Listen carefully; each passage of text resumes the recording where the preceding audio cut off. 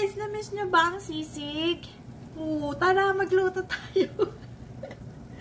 Tayo ng ulam. So, ang uulamin namin ngayon, dahil bumili kami kahapon ng lechon.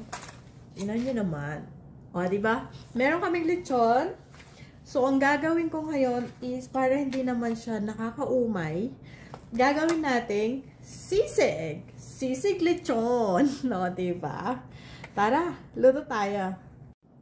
So, kakailanganin natin ng margarine. Kung wala kayong margarine, ay gagamit kayo ng butter. Tapos, meron akong liver spread, pork siya, sibuyas, luya. Kailanganin din natin ng mayonnaise, pamienta. Itong lechon ay hihiwain ko lang siya ng maliliit. Ayan, tatanggalin ko. Kasi meron siyang herbs. Tatanggalin natin. Bago natin siya hiwain.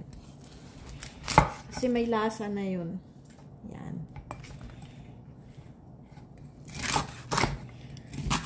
Limit nyo naman. Crispy. Crispy siya.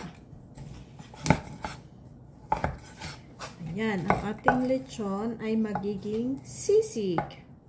Sisig lechon. So, ayan, hihiwain lang siya ng maliliit.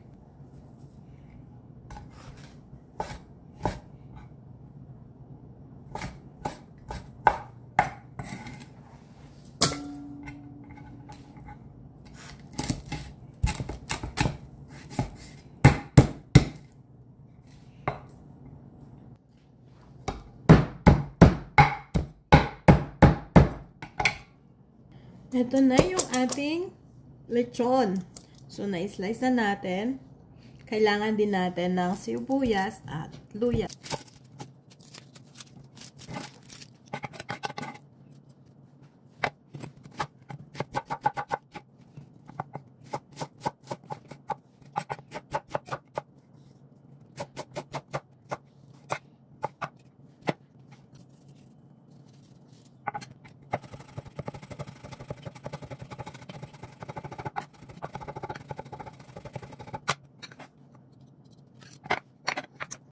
Ayan guys, nasundo ko na si Rai Rai. Kanina ulan.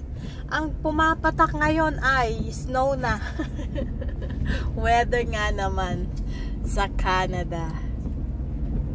Tara, ituloy na natin ang pagluluto. So ayan, minelt ko na yung butter. At pagka okay na yung butter, ay isunod na natin ang sibuyas. Tapos, liver spread. Pork liver spread.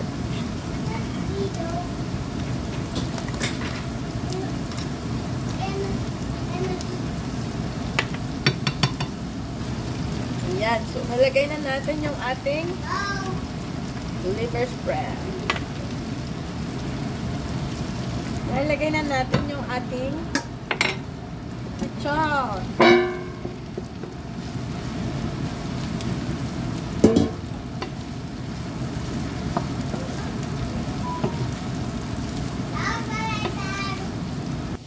Kunting mayonnaise.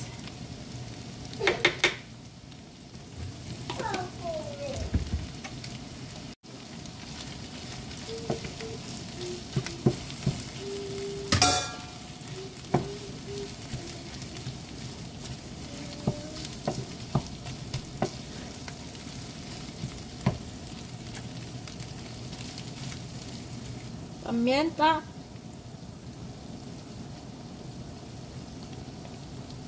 Lalagyan ko siya ng konting soy sauce.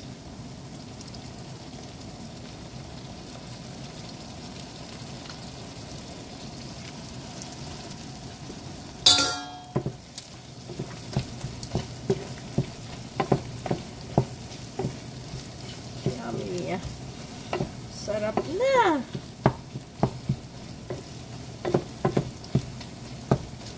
Ayan guys, so tingnan nyo naman ang ating sisig. Napakasarap.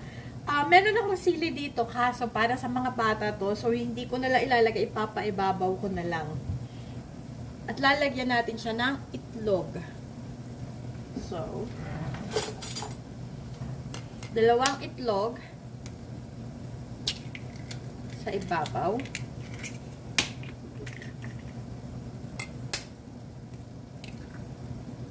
Oh! Yum, yum, yum. At meron akong chicharon na ano na siya, durog. So, lalagyan natin sa ibabaw. Oh, sus! Napakasarap. At lalagyan natin siya ng sibuyas sa ibabaw. So, itong sibuyas. Sizzling! Oh, sarap! Naging sizzling sisig na yung ating lechon.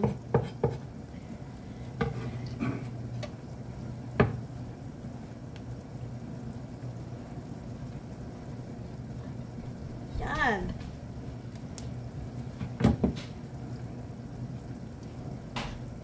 Oh, delicious. Tapos, pwede nyo nang ilagay yung sili sa ibabaw. Yummy! Ready na ang ating sisig!